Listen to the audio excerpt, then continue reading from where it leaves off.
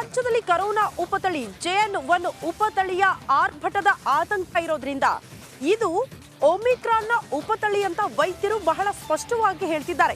JN1 ಎಂಬುದು ಒಮಿಕ್ರಾನ್ನ ಉಪತಳಿ. ಭಾರತದಲ್ಲಿ ಲಸಿಕೆ ಪಡೆದವರ ಪ್ರಮಾಣ ಹೆಚ್ಚಾಗಿದೆ. ಕರೋನಾ ವೈರಸ್ ಬಗ್ಗೆ ಯಾವುದೇ ಆತಂಕ ಬೇಡ ಅಂತ ವೈದ್ಯರು ಹೇಳ್ತಿದ್ದಾರೆ. ಆದರೆ ಮುನ್ನೆಚ್ಚರಿಕಾ ಕ್ರಮಗಳ ಬಗ್ಗೆ ಜಾಗೃತಿ ಅಗತ್ಯ ಅಂತ ಡಾಕ್ಟರ್ ಮಂಜುನಾಥ್ ಅವರು ಸ್ಪಷ್ಟನೆ ಕೊಡ್ತಿದ್ದಾರೆ. ರಾಜ್ಯದಲ್ಲಿ ಕರೋನಾ ಉಪತಳಿ JN1 ದೊಡ್ಡ ಮಟ್ಟದ ಆತಂಕವನ್ನ ಸೃಷ್ಟಿ ಮಾಡಿರೋದ್ರಿಂದ ಯಾರು ಕೂಡ ಆತಂಕ ಪಡಬೇಡಿ, ಬದಲಾಗಿ ಆರೋಗ್ಯದ ಬಗ್ಗೆ ಕಾಳಜಿ ವಹಿಸಿ ಅಂತ ಡಾಕ್ಟರ್ ಮಂಜುನಾಥ್ ಸಲಹೆ ಕೊಡ್ತಿದ್ದಾರೆ. ಈಗ ಆಲ್ರೆಡಿ ಕೇಂದ್ರ ಸರ್ಕಾರ ಮತ್ತು ರಾಜ್ಯ ಸರ್ಕಾರ ಈ ಕೋವಿಡ್ ಬಗ್ಗೆ ಮಾರ್ಗಸೂಚಿ ಕೊಟ್ಟಿದೆ.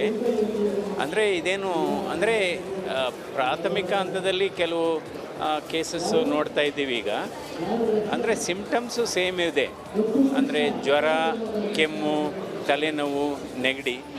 ಬಟ್ ಮೆಜಾರಿಟಿ ಎಸಿಂಪ್ಟಮ್ಯಾಟಿಕ್ಕೆ, ಸಿಂಪ್ಟಮ್ಸ್ ಇಲ್ಲ. ಇನ್ನು ಕೆಲವ್ರಿಗೆ ಸಿಂಪ್ಟಮ್ಸ್ ಇದ್ದರೂ ಭಾಳ ಮೈಲ್ಡು, ಯಾವುದೂ ಅಂತ ICU ಅಡ್ಮಿಷನ್ಸ್ ಕಾಣ್ತಾ ಇಲ್ಲ. ಸೊ ಅದಕ್ಕೆ ಯಾವುದೇ ಆತಂಕ ಬೇಡ. ಯಾಕೆಂದರೆ ಈಗ ಕೆಲವು ವರದಿಗಳೇನಿದೆ, ಸಿಂಗಪೂರಲ್ಲಿ ಜಾಸ್ತಿ ಇದೆ, ಮಲೇಷ್ಯಾ, ಇಂಡೋನೇಷ್ಯಾದಲ್ಲಿ ಜಾಸ್ತಿ ಇದೆ, ಅಮೇರಿಕಾದಲ್ಲಿ ಜಾಸ್ತಿ ಇದೆ ಅಂತ ನಾವು ಮಾಹಿತಿಯನ್ನು ತಿಳ್ಕೊತಾ ಇದ್ದೀವಿ. ಅಲ್ಲೇನಾಗಿದೆ, ವ್ಯಾಕ್ಸಿನೇಷನ್ನು ಜಾಸ್ತಿ ಜನಕ್ಕಾಗಿಲ್ಲ. ಸಿಂಗಪೂರಲ್ಲಿ, ಇಂಡೋನೇಷ್ಯಾದಲ್ಲಿ, ಮಲೇಷ್ಯಾದಲ್ಲಿ, ಅಮೇರಿಕಾದಲ್ಲಿ ಒಂದು 60-65% ಜನರಿಗೆ ಮಾತ್ರ ವ್ಯಾಕ್ಸಿನೇಷನ್ ಆಗಿದೆ. ಆದರೆ ಭಾರತ ದೇಶದಲ್ಲಿ 2 ಡೋಸ್ ತೆಗೆದುಕೊಂಡವರು 93% ಇದೆ. ಅದರಿಂದ ಯಾವುದೇ ಆತಂಕ ಇಲ್ಲ. ಇದು ಅಂದರೆ ಮುನ್ನೆಚ್ಚರಿಕೆ ಅಗತ್ಯ.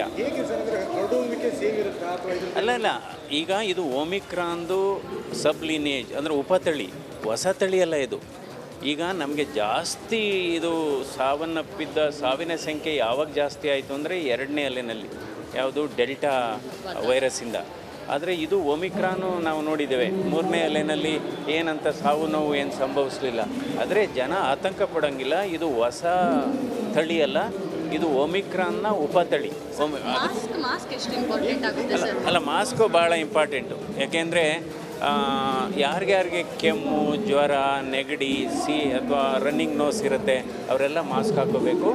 ನಂತರ 60-65 ವರ್ಷ ವಯಸ್ಸಾದಂಥವರು, ಸಕ್ಕರೆ ಕಾಯಿಲೆ ಇದ್ದಂಥವರು, ಹೃದಯ ಸಂಬಂಧಿ ಕಾಯಿಲೆ ಇದ್ದಂಥವರು, ಡಯಾಲಿಸಿಸ್ ಮಾಡಿಸ್ಕೊಳ್ತಾ ಇದ್ದಂಥವರು, ಕಿಡ್ನಿ ಸಮಸ್ಯೆ ಇದ್ದಂಥವರು, ಶ್ವಾಸಕೋಶದ ಸಮಸ್ಯೆ ಇರೋರು, ಅಥವಾ ಕ್ಯಾನ್ಸರ್ ಟ್ರೀಟ್ಮೆಂಟು, ಕೀಮೊಥೆರಪಿ ತೆಗೆದುಕೊಳ್ದಂಥವರು ಡೆಫಿನೆಟಾಗಿ